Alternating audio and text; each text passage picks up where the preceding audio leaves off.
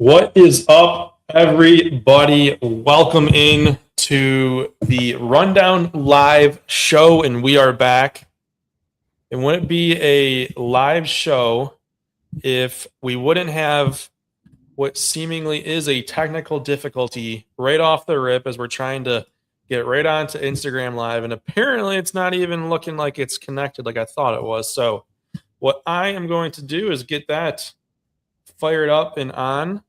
But what I'm going to do now is turn it on over to Brand Justice to get us welcomed on in. Let everyone know what we're going to be doing here as I play IT for just a quick moment. What's up, everybody? Coming to you live from Cincinnati. So I don't know if the acoustics are going to be good in here in the Airbnb, but we're going to do our best. Griffin Green is to, I don't know, my right on my end might be your left on yours. I'm not quite sure. And, of course, Michael on the other side. This is the live show we've been doing in season last year that we're bringing back this season.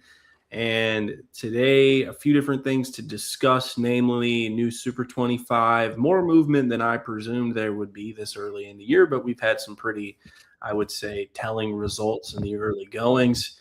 And then on top of that, just highlighting a couple of guys that have really stood out with top-notch performances on the mound from the east side and the west side and in between.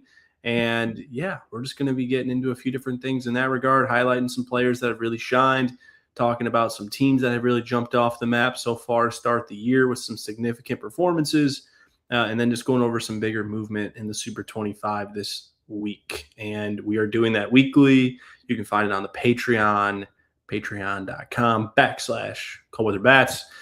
More breakdowns as we get into the goings of the season. It's just some teams still haven't played. Some teams have played 5 games. There's really no in between. So with that being said, Michael, how are we doing IT-wise? We are up and running on Instagram, YouTube, and Twitter. We tried TikTok, but hey, I might be a little bit too old to figure that one out. We might need to get in someone younger. I unfortunately haven't been on the talk since November, so I won't be of service for that either. Not too sure there. I think it's best for our brains to maybe stay off the talk. Griffin, how are you, good sir? Mr. Half Screen? Oh, no. Oh, no, he's muted. He's not muted. He's just figuring it out. Figuring it out as a live show. First one we've done all year, boys. But listen, I'm excited to be here, right? Like I said the other night, I feel like between us three, I am the straw that stirs the drink around here. Okay? You got Ruby, who's the glass. Justice, you're all the ingredients. Love that. That's Cincinnati, Ohio right there. Right on cue. But no, excited to be here. Excited to talk about. It feels like opening day. We had opening day last week in Major League Baseball. Obviously, college starts, probably about a month ago. But this feels like it's the start of baseball season, and I'm excited for it.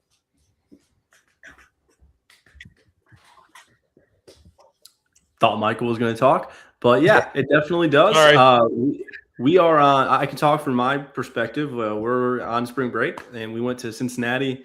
And we're just doing practices down here. Big shout out to the owner at Midland for giving us the field. That was awesome. We've had like a full go of the field over there, which is a beautiful setup, and got to see the indoor facility and everything there, which has been a lot of fun. And big shout out there. It's been a great time. On top of that, we got Airbnb, real cool Airbnb. Shout out to the moms over at Wyandotte Baseball for finding this because I am incapable of travel planning. Michael has already pointed out, I'm probably pointing the wrong way, but he has told me in months past that if I ever am lucky enough to get married, he will be the one planning those things because I have no idea what I'm doing. So big shout out to the moms for getting us here. If there's one thing I'll admit to, it's my oblivious nature. And so walked in to get here on, I think it was Sunday afternoon as Michigan was beating the living life out of Tennessee, which was great. Hey-o. Got to watch the second half here. Unbelievable setup. Would love to show you around. Not going to bore anybody with that, but it's been great. I got to spend the week with the team.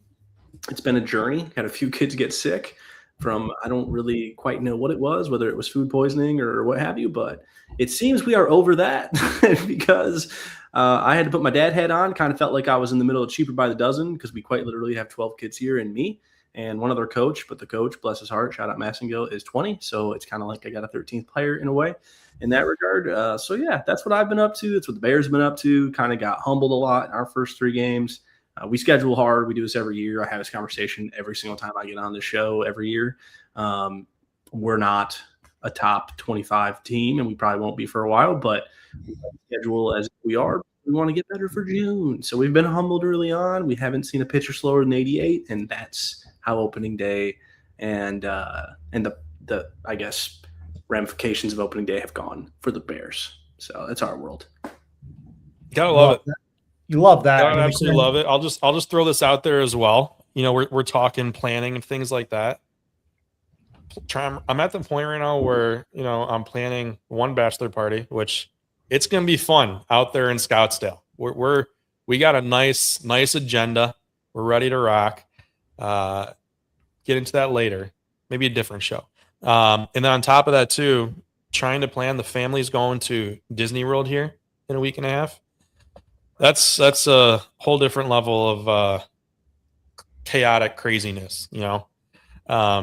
Okay, so we'll kind of stop with all of our fun stuff there. We'll get right on into today's show. So for those of you that are coming on in, if you haven't been with us before, we did do this last year. We called it the Cold Weather Bats Roundtable. So if you are back with us from last year, thank you for coming on back. Way we're planning on doing this show is we're striving to keep them under 30 minutes. We're calling it the rundown. So we're going to run down our 3 topics we have for today. Talk our Super 25. If you are, whether you're on Instagram, not TikTok, Twitter, or YouTube, let us know in the comments what your thoughts are as we're going through this. We'll pull a few out. As we're going through it, we're going to break it down. And then we are going to dive into some the player focus. We have a handful of players and teams that we want to touch on. And then really there's one team in specific that we're going to hit on at the very end. That's Bay City Western. So without further ado, we are going to jump on in really quick, guys. Anything to add on top of that before we jump on into Super 25? I think you covered it. Okay, let's head on in. We'll go right on to Super 25. Look at that, how that pops right up. I love that. I was really curious how that was going to come up. So Super 25, we are going to start. Keep in mind, guys, if you are tuning on in, this is through March 30th, right? So as today sits April 1, we are only going off of a handful of games. There's a lot of things that have changed already, a lot of things that we don't know yet because teams really haven't played. So a lot that is still out there. So we'll start right in. We'll hit first on also considered. We got Howell Okemos, Rockford, and Jenison. I know we got 2 of those programs that haven't played yet. I know Howell, they just scrimmaged with Rochester Adams, which we'll hit on in a little bit later, but not a lot to touch on thus far in those 4. 25 through 21, you got Stannis Sterling, Allen Park, Lake Orion, Dakota, and Byron Center. You see there. Brandon, anything? I'll turn it on over to you and Griff here, if whatever you guys want to throw in now. Yeah. So as far as like Howell goes, like they always play a tough schedule to start. So I still think it's a talented team. So we're going to keep them in there. I think Rockford has had a solid start as well. They split a pretty good doubleheader. I think we'll talk about it here shortly. Jenison took some tough losses early on. We might have been off on them a little bit. It could just be a slow start. They lost a lot and had to replace a lot. So we'll see how that replenishment project goes for them. I think that's I think not only is that a well-oiled program, but I would say it's one of the best coached programs in the state. Like I would agree. The coach, since the coach's name is not coming off the top of my head right now, which is bad radio. Is that Christopher T? Bad networking in general. It's Chris Turvey. There you go. We got it roughly there. Apologize, Coach. Yeah, no, he's just super impressive. Like we played them 2 years ago, and I was just blown away. Like he's just an awesome coach. Now, don't get me wrong, he's had some talent over the last couple of years, but the way they play the game, they still bunt and run at a really high level, and they don't really make a lot of mistakes. They're super baked into their routines and just really impressive stuff. So I think they'll be fine. And then, Stannis Sterling hasn't played yet, but Preston Kahn is at the top of that rotation. couple other good players there as well. I think that they'll have no problems with their local schedule, I don't believe. And then come playoff time, when Khan's on the mound, who I believe is one of probably the 5 most underrated arms in the state, if not like one of the 3 most underrated arms in the state. I think that they could beat anybody with him. AP beat Kaz Tech. AP's good. Phillips is at the top of their rotation. He's like a mid to upper 8s thrower from the left side. They've got some issues at catcher, but outside of that, they're really strong. Lake Orion, haven't seen them play yet, but Gilbert just committed to Central. We know that they have a lot of talent, and when he's on the mound, as long as he's throwing strikes, they can beat anyone because it's real hard to hit that kid. Dakota's had a good start. And then Byron Center, I was really high on going into the year, but they got beat up, and I got to give them credit and tip my cap. They played a really tough schedule to start. I think that they played not coming off the top of my head. They played a tough schedule. You said Byron Center? Yeah, they played Bay City Western and Brother Rice. So, I mean, those are 2 top 5 teams, and I know they got beat up by them, but good.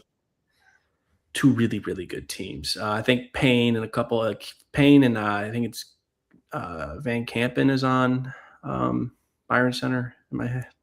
I think so. But I know the younger Payne kids coming up for them now, and yeah, I'm really high on Byron Center. But that's kind of it for that section. I don't know if Griffin's got anything he wants to add in there. No, I think the one thing I'll touch on, Dakota. I think the one thing is going to be interesting, kind of as we watch them throughout the entire year, is because they lost so much talent for last year, graduating I think 11 or 12 seniors. I think it's going to be really interesting to see how Pluff kind of rallies the troops over there to say, hey, we lost a lot, let's try to rebuild with some younger guys.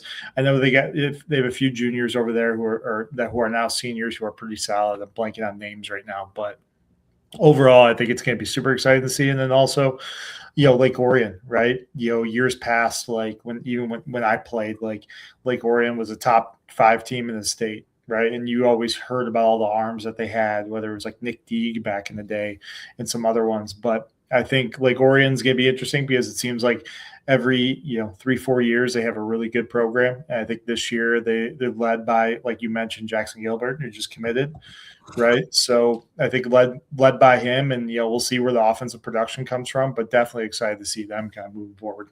Yeah, the Dakota pitcher is I think the Nuchter line, however you say it, kid, the one who's going to Wayne State. He's looked real good. So I butcher names all the time. So that's a tough one to even say. There's gonna be a lot of nameless players this evening, ladies and gentlemen. Let me just put that way.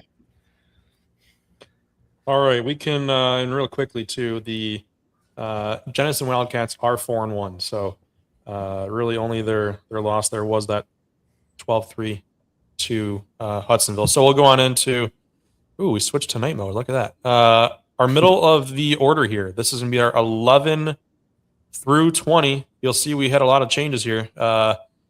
Midland Dow, Niles, Matawan, Dexter, Lakeland, Divine Child, Forest Hills Eastern, Notre Dame Prep, Woodhaven, and Heartland going 20-11. Really the biggest thing to note here, guys, Divine Child goes from unranked to number 15. Brandon, what say you? Yeah, Matawan drops a little bit here, which is kind of, I would say, the most substantial. They split with Rockford, and there's just been some early games where it just hasn't looked as convincing as I thought it would be to be in a position where they're at. And it's not like they're dropping because we think that they're worse. It's more so because a lot of teams are moving up because they've looked really good, namely Divine Child, but also there's been a couple others in here as well that we'll see once we get to the top 10. And Romeo as well. They jumped not just this week, but the week prior, and they were kind of in this range going into the year. So you've kind of seen some moves by default because of it. And I think Matawan's kind of a mix of that. Niles has started off super hot. They're 5-0. They might be even more. What I can deliver analysis wise is as of Monday. So anything that's different has changed from this week. But yeah, I mean, Niles, obviously the schedule is the question there, but Brennan Olson is a really good player, and they've got some other guys on that team that are really good as well. And they should have a pretty easy time through the regular season. We'll see what happens come playoff time.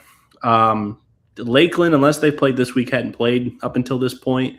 But I think like the proof is in the pudding with them and what they have. Divine Child is obviously the highlight here. Of course, on Monday, they lost to Detroit Western in a really close game by 1 run. It was high scoring and everything, but their AC and Hall, it really gives them a chance against anyone. And they had a really impressive win over Notre Dame Prep that put them at the time at 3-0, 3-1 now after the loss to Detroit Western. But Detroit Western, a good team. That's an also considered team. A couple of weeks ago, we took them out because hadn't seen anything yet and had to make room. Of course, as soon as I do that, they go beat Divine Child, who we moved up, and that's just how things work around here. But yeah, I was really impressed with Divine Child to open the year. The only significant win was the one over Notre Dame Prep, but that's a top 10 team that we've now dropped to 13. And you could probably make a case for them to be ahead of it just because they did beat them head to head. I just think that there's still more in the tank for Prep. I think the question with Notre Dame Prep has always been the pitching depth and what they have even just past like their top 5. There's just some questions there relative to what's around them, not relative to the state, but relative to those other top 15 teams. Forest Hills Eastern haven't played yet. Woodhaven took a tough loss. They lost at home to Ann Arbor Pioneer in a day where they hit the ball hard, but Woodhaven is a wind tunnel. I think you guys have both heard me tell this story about how we lost in districts in 11 innings where we hit the ball 300 plus, like 320 plus, like 4 different times, but couldn't get it out because that's just how Woodhaven works. It's just a trap. Like anytime you put a ball up in the air there, it's going to stay in. It's a hard time to even get it into like the double galley because it just hangs up and turns into not a pop fly, but a very catchable ball. And I think that happened to Woodhaven. They lost to Pioneer. Look, I mean, Pioneers had some good teams in the past, but that's a tough loss. They also had their number 2 on the mound, Caden Newstead, who was like lights out last year. Doesn't throw very hard, but a ton of weak contact. ERA was like under 1.5 last year, and he gave up a few runs, and they couldn't really give him any run support. And yeah, so I mean, you got to drop him at that point because it's an early loss, but all the same. Are we moving to top 10? We got to move to top 10 to stay on our timeline here. So we're going to go right into our top 10. You guys got on your screen here. I will just throw it out to you guys here. Thoughts, impressions, what stood out to you guys? I think the biggest thing from my eyes, just obviously, Brady can go into each one of these teams, but I think the biggest thing that stands out to me is how high Rochester Adams is. Like, don't get me wrong. I think the talent offensively is better than, most in the state. And I think the one thing that's intriguing is, are they going to be able to pitch their way to a state title? Because I don't think they've ever won a state title. I know they've been runner-ups a few times, right? But they've never kind of climbed over that hump. And the question is, do they have the pitching to do that, this year? And I think, just look at the list. I think number 7 sticks out with the good old De La Salle boys because the classic Samini ball, right? When he has a good group of players and they all buy into his way of doing things, those guys will always creep up there and always give anyone a run for their money, right? Something that I've thought about ever since the rankings and really this past winter. Do we have ourselves a little bit of a rivalry now between Brother Rice and De La Salle, between Riker and Samini from a head coaching perspective? I think we do. I think if you look at the 2 most, two of the most storied coaches and recognized coaches that, and I think the one thing that, shocks me from following Brother Rice, covering Brother Rice the last few years is they have relatively the most talent in the Midwest, let alone the state of Michigan. And, let's be honest, they've only had 1 state title to kind of show for it. Right. So is this the year that they kind of go on that, that smaller little generational type run that Orchard Lake St. Mary's went on a couple of years ago? Who's to say? I don't think so. I still got Catholic Central winning the state title for Division I, but even though Brother Rice just beat them twice today, right, Ruby? So I think, excuse me. I think overall, I think those are the things that stick out to me, right away looking at this top 10 list. Yeah, I would say for me, Hudsonville kind of staking their claim is, they always have to replenish. They carry huge teams, but, beating Jenison last week was impressive. And then apart from that, Celine's going to be a mainstay so long as Concannon is healthy. He's just going to give them a chance to beat anyone. And they're going to win big games too. They might lose some like second leg doubleheaders, but, that doesn't really get me one way or the other. I do agree with De La Salle and Rice being two really interesting. De La Salle and Rice being an interesting tilt. We've seen Rice play CC and Marys, and they've walked out 4-0. And traditionally, in years past, Rice has been the team that's walked out of those games losing early and then winning late in the season. They've always been a slow start. And so to see them come out hot, I think is really dangerous and says a lot about what the type of team Rice has this year. And I wrote about this all preseason. Like, if Grady Preston's going to be this good, they're going to be really hard to beat. That's kind of been the one thing they've always been lacking, is that they've had great number ones, but their number twos have always been tough to match, like mano-a-mano with some of these other teams that had the 1-2 punch. And this year, I don't know if many teams can really go mano-a-mano with them. Like, St. Mary's is the one because they have Essig to match up with Creighton. But, like, if Preston's going to be better than Essig in a, like, mano-a-mano basis, then, I mean, it's going to be hard for Rice to get. It's hard to knock off Rice. The other team I'm looking at is Bay City Western. So we're sitting here flaunting Rice. I have always stated this on this show for years now. Like, I don't buy into second leg doubleheaders very much. I also very much so recognize how difficult Brother Rice schedules. It's insane. They'll play 6-7 games in a week against top teams regardless, and Riker just doesn't care what the record is at the end of the year, which hats off to that. And yeah, like, Bay City Western beat up on Rice, but on top of that, they've won 11. I don't know what they've done this week, but going into this week, so based on this Super 25, they have won 11-0, 10-0, and 10-0 over Byron Center, Rice, and Flushing. And, like, Flushing, okay, that's fine, but, like, to beat Byron Center and Rice like that in back-to-back fashion on the same day, like, that's super, super impressive stuff. So we've always known them to be good, but, like, the Saquon kid is excellent. We've known Dominowski is good, but it's, like, even better than what we thought. Like, it's really, really, really good stuff. So that's who I've been most impressed with. I would say Bay City Western and Romeo have been the two teams that have really, like, blown my mind to start the year. Yeah, you saw it firsthand with Romeo. I know you called me after that game with them, or the two games, and you had a little bit of deer in headlights. And you've seen some pretty good arms thus far, though, too. So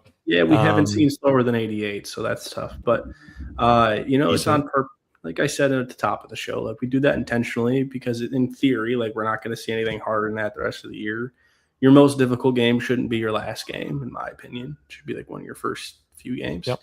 And, we have a great league that we play in, and, like, Spencer's going to be throwing really hard for Woodhaven, but outside of that, like, and Phillips will be throwing hard, but, like, outside of that, we're not going to be seeing Velo quite like what we saw against Romeo. But yeah, Romeo's a really strong team, dude. Like, I was kind of, like, blown away. They had 4 dudes throwing, like, mid to high eights, and then a couple who were, like, 90 to 10. Like, Pilato was, like, well into 92, 93 range. Like, it was, yeah, they're super impressive. I mean, yeah.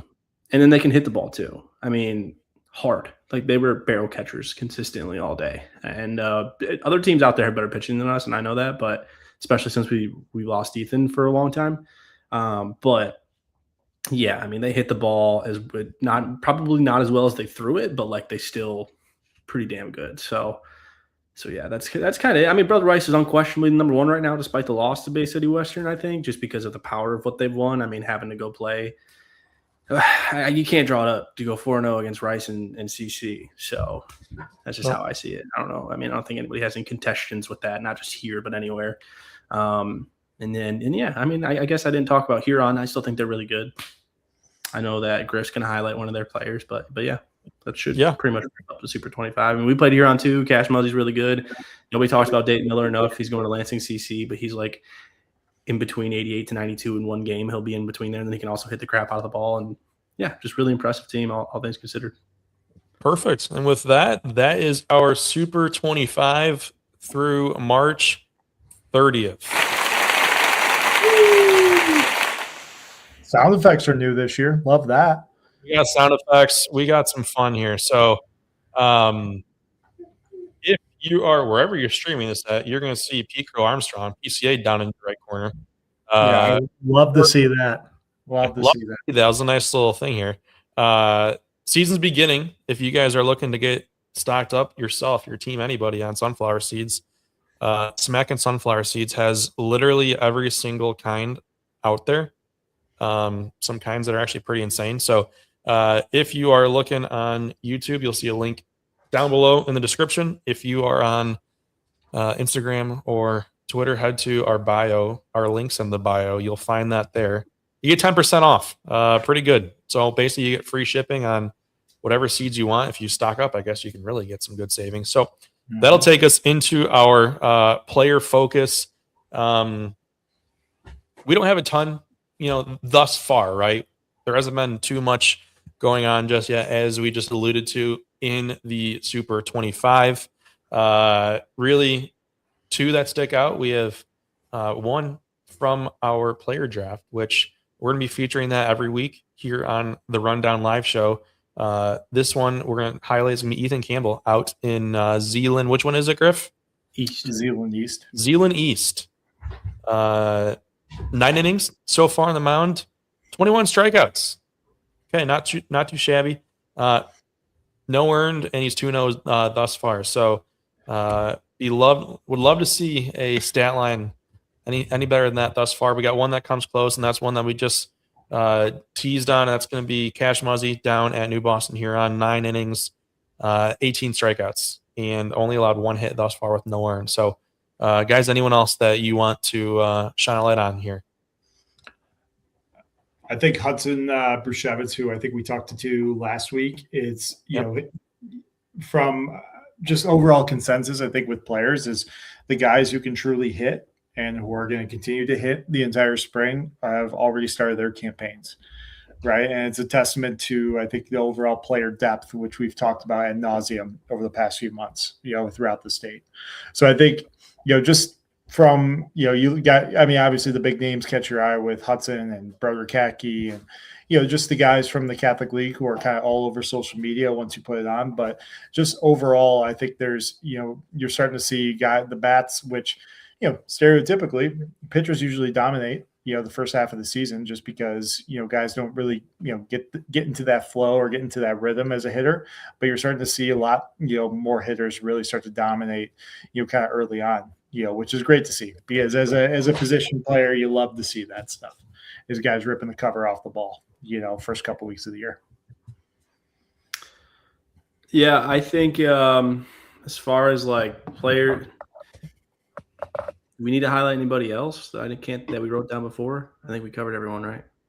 No, we got. There's one that we'll touch on here in a minute. If you're wherever you're listening, if there's other ones that you think we should highlight as well, let us know. But Jimmy Saquon, Bay City Western. I know we're gonna get to it here in a little bit. Just gonna tease the metrics that we saw out there against Brother Rice. 879 off the mound. Struck out 5, 2 hits, 5 scoreless. Real efficient too, guys. 59 pitches. Not even in the Catholic League, so that's 59 real. 3-ball, 2-strike count. 59 pitches. Sorry, Griff. So really, Catholic League's just not fair. You get a good arm on the mound. It's just not fair. But that's a whole different topic for a different day. It is. So those are really the players. If there's anyone else that we forgot, let us know. But let's talk on a few games that have transpired the last handful of days. Today, too. Rochester Adams, it is a scrimmage after all, but they're down south. Don't know where they are. Griff, do you know where they're at? They're in Florida. I think they're in Fort Myers. They're in Florida. It looked like it from the video. They took 2 from Howell, 4-3 and 8-3. Obviously, again, to preface it, it was a scrimmage, so didn't dive too much into those box scores to figure out how competitively they were trying to compete. But those were those two there. Brother Rice, they swept Detroit Catholic Central 6-2 and 3-2 today. Game 1 was a pretty heavyweight matchup. You had Andrew Mahoney going to Cincinnati on the CC side, and Cole Duham on the Brother Rice side going to Virginia. They each went 5 innings, and each had 10 strikeouts, both basically.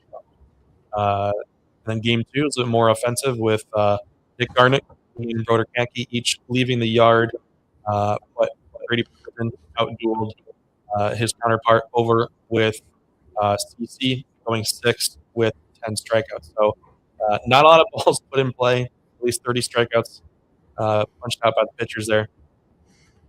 in those games.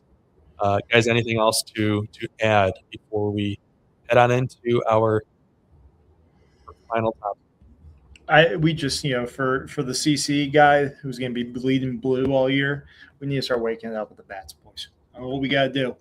All right, I don't know what we have to do from a routine standpoint, but we got to spark it up a little bit. We got to get on them early, stay ahead early, and that's how we punch our tickets to the state title. Come on, man. We got a long season. My shout out would go to the Wyandotte Bears bats waking up. That would be great. They know that. We've talked about that. So there you go. But yeah, we get back from break and we immediately play Woodhaven. So we'll get right into it. Yep. All right. We will try to get our last segment here in and out in 5 minutes. It wouldn't be Cold Weather Bats if we wouldn't go a little bit over as it is. So Bay City Western, they're off to a hot start, as you could put it. They are 4-0. They have played against Byron Center, Brother Rice, and they had a doubleheader against Flushing thus far. So those scores 10-0, 11-0, 10-0, and an 8-3 win. If math isn't your strong suit, Griff, that's 39 runs scored and only 3 given up. They have utterly dominated their competition thus far. And it's not like they haven't played anybody. They did play Byron Center and Brother Rice, 2 teams that are in the Super 25. I'll just reiterate it from what I said earlier. I mean, Bay City Western, obviously with Coach Mack, they're always a force. I mean, this is nothing new for them.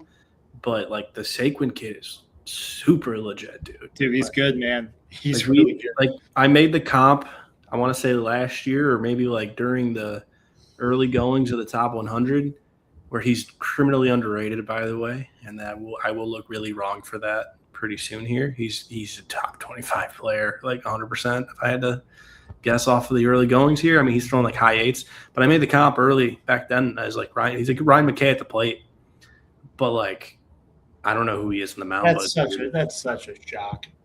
That's such a shock with the Ryan McKay pull rate. I mean, left-handed hitter, short, stocky build, smooth through the zone. All fields. He does it all, man. The kid's an athlete. He does it all. I mean, he took that from what I've seen just from following him and some other guys on social media. It's just he took that next jump. It seems like that offseason of being into that elite category where it's everyone's a good player. Those guys are all good players, as freshmen. And then once they, kind of get bigger, faster, stronger, he made an absolute jump. I think everyone saw that, at the PBR Pro Case, that highlights some of the top players in the state. So I think that was definitely a name to circle come spring to see if he backed up all the stuff there. But overall, I think I'm excited to see him moving forward. I think he's going to be another guy who's going to be off the board come August 1st on the recruiting side, but that's way down the line. So I'm excited for him. Yeah, Dominowski kid's really good too. There's Cal Plarski's really good. I think Plarski's a Western kid too, right? Not wrong. Oh, yes. He is? I believe so.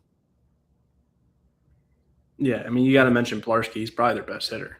So it's a good team. I know they lost LaCourse, and I think that's what everyone was focused on was the fact they lost Luke LaCourse. But, that lineup is kind of more important. It's, overpowering. Dude, they're good. Yeah, man. I mean, you put up 39 runs, in 4 games in the month of March. Off some really good teams. That'll do. You're not seeing, Our Lady of the Blind out there, right? You're seeing some top good teams who can stack it up, and anytime you go 3 shutouts in a row, that's saying something. I don't care who you're playing. So definitely those guys are going to be excited, but it kind of seems that after they lost in the Final Four, I think for Division I last year, right, to I think Dakota, if I'm not mistaken. But after they lost in the Final Four, I think it put that extra chip on those guys' shoulders, especially the young guys who are really going to carry the baton, going forward. Yeah. Okay. So that'll be definitely a team to keep a lookout for the rest of this season. Do the bats stay hot? Do the arms keep the other teams at basically no runs a game? There's going to be a lot to follow with that because they do have a pretty good schedule. They aren't hiding from anybody. They got a lot of good games coming on up. So that will do it for our very first edition of the Rundown Live show. Again, if you are coming in a little bit later, if you are used to how we did the cold weather bats roundtables last season, those went on for just a little bit of time. These ones are going to be quick. We're going to be quick. So when we say that we're going to be on in our time, make sure you have that alarm on your phone. You are ready to rock and roll so you can catch the whole show. It will be available to watch after the fact, I believe, on YouTube and on Twitter or X. But if you're looking to get the Super 25, the full breakdown, the college baseball report, the season previews, every single thing that we do, including a lot more written content that I know myself, Brandon, and Griff have planned throughout this high school season, including some deep dives into the players that we had at our player draft. Head on over to our Patreon. That's patreon.com/coldweatherbats. You can find that on Instagram, really anywhere you want. Go to our website, coldweatherbats.com. Griff? I mean, if you're listen, obviously you're going to hear me say like, comment, subscribe. I feel like that's going to be I'm going to say that ad nauseum this year. But hey, if you're sitting there and go, oh, love the little feature down there, that's new. Love that. But hey, if you're wondering why the boys don't really have a whole lot of personality tonight, you got to remember it's early. We don't have a lot to talk about. We got a couple things to talk about. But hey, we're gonna promise the gusto. We're gonna bring the gusto each and every week. We're super excited for it. But don't forget to like, comment, subscribe, be a friend, tell your friend, get your grandma involved, get aunts and uncles involved, get the entire family right there. That button right there seals the deal because hey, that's why we keep it free. We keep it free for that reason. All right. All right, Brandon, last thoughts. How could I possibly follow that up? You know what I mean? Like, you couldn't end it any better. Appreciate everyone tuning in. We'll be back next week. Cold Weather Bats, baby.